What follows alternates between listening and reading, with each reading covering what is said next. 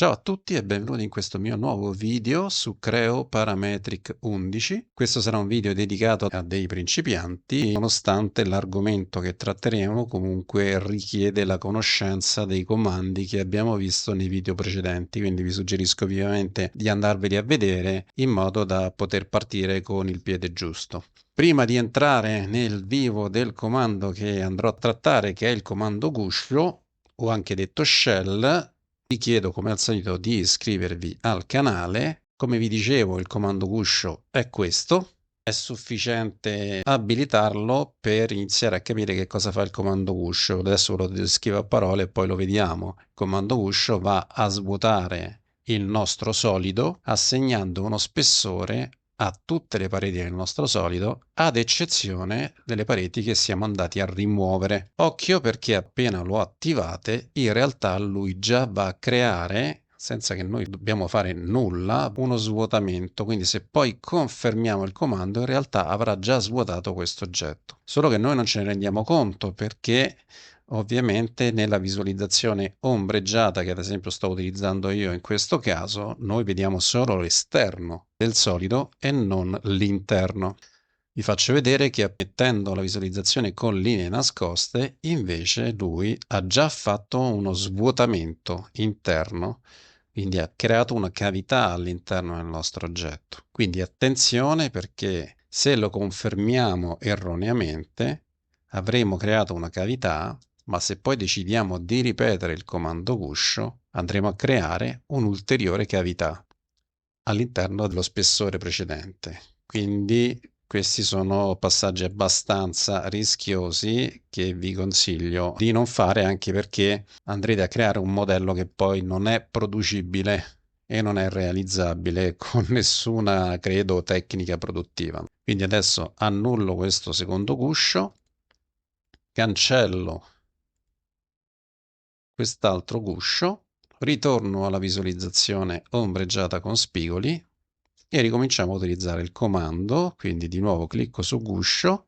Quando entriamo nel comando, questo menu riferimenti si apre automaticamente in Creo 11. Credo nelle versioni precedenti non succedeva questa cosa, e è già abilitata la finestra del rimuovi superfici, che in realtà vedremo anche abilitata facendo tasto destro e mostrando il menu contestuale. Appunto, vediamo rimuovi superfici. Questo vuol dire che è sufficiente selezionare una o anche più superfici per ottenere uno svuotamento, in questo caso visibile e facilmente riconoscibile. Questo svuotamento può essere poi gestito modificando lo spessore, o da qui cambiando il valore, o trascinando la maniglia, o come al solito anche in questa casellina, ma di superfici ne possiamo rimuovere anche più di una. Premendo CTRL possiamo andare a selezionare altre facce che lui andrà a rimuovere.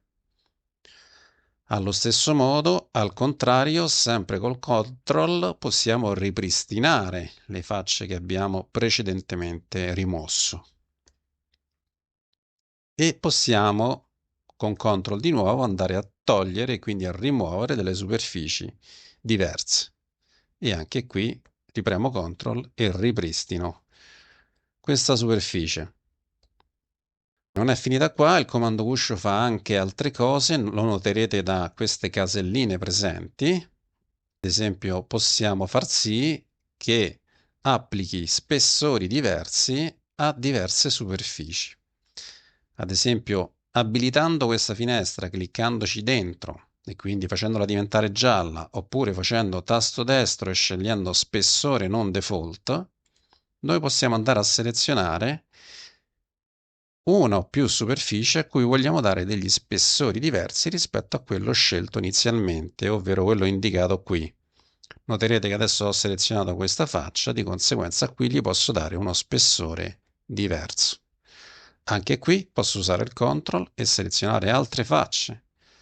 Ogni faccia che vado ad aggiungere con il CTRL all'interno di questa finestra che vediamo qui, avrò un nuovo valore di spessore che potrò assegnare. In questo caso, appunto, sono andato a gestire questo spessore qua, che è il fondo di questo oggetto, e i vari spessori non default poi vengono indicati qui. Non è finita qua, posso fare anche altre cose, ad esempio se vado sotto opzioni posso andare a escludere delle superfici, da non confondere con rimuovi superfici, anche se i termini sono molto simili. L'escludi superficie consente di escludere una o più superfici dall'operazione di svuotamento, quindi dall'operazione di sgusciamento, se mi passate questo termine. E anche qui, per capirlo meglio, abilitiamo questa finestra, che si può fare anche col menu contestuale, e vado a selezionare questa superficie cilindrica. In questo caso noterete che lui ha evitato il volume cilindrico dallo spessoramento e è andato a fare uno svuotamento solo nella zona rettangolare del nostro solido e quindi ha escluso il volume cilindrico dallo svuotamento. E quindi ovviamente poi se vogliamo confermare il comando basta appunto confermare.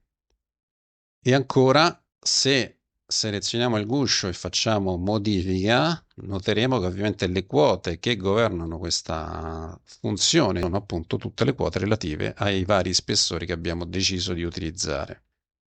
Consigli sull'utilizzo. Un primo consiglio è quello che si è dato già prima: utilizzate il guscio possibilmente una volta sola. Fate bene attenzione ad aprire delle superfici, quindi a rimuovere delle superfici dell'operazione di guscio. Il secondo consiglio che vi vado a dare è che in alcuni casi è bene utilizzare il comando guscio dopo gli arrotondamenti, perché ve lo faccio vedere. Adesso sto già facendo degli arrotondamenti su questo modello, perché se vado a fare il guscio dopo gli arrotondamenti e rimuovo ad esempio questa faccia, ovviamente nella parte interna lui mi sarà andato a creare gli arrotondamenti che sono degli offset di quelli esterni e quindi sono riuscito a creare un modello quasi completo in un colpo solo, quindi in maniera molto rapida. E questo è un secondo suggerimento. L'ultimo commento che vi posso fare è che il comando guscio è un comando che molto spesso viene utilizzato da chi progetta oggetti in plastica, prodotti in plastica, e in questo caso si parla di spessori di pochi millimetri, di una manciata di millimetri, 2, 3, 4 millimetri. Quindi è un comando che viene molto utilizzato in quel tipo di settore là. Vi ho detto tutto quello che era necessario dire sul comando guscio. Ovviamente anche con questo comando, come con tutti gli altri che abbiamo visto prima nei video precedenti, è sempre necessario fare un minimo di pratica sui vari casi che magari nel nostro lavoro si presentano quotidianamente, ma anche su altri esempi, quindi vi esorto a esercitarvi a modellare con Creo Parametric tutto ciò che vi può interessare, tutti gli oggetti che vi capitano sotto mano, perché è spesso un ottimo esercizio. E ovviamente esercitatevi anche sugli esercizi che faccio io nei miei video. Concludo qui il video, vi saluto, vi do un abbraccio a tutti. Ciao!